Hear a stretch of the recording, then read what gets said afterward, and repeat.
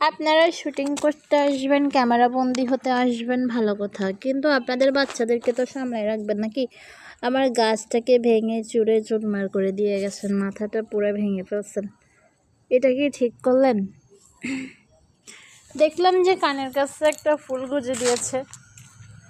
হ্যাঁ, ভাবলাম পোজ দেওয়ার জন্য নিচ্ছে, তাও কিছু বললাম না। ফুল ছিঁড়ছে, ভালো করছে, থাক, পোজ দেওয়ার জন্য একটা নিচ্ছে।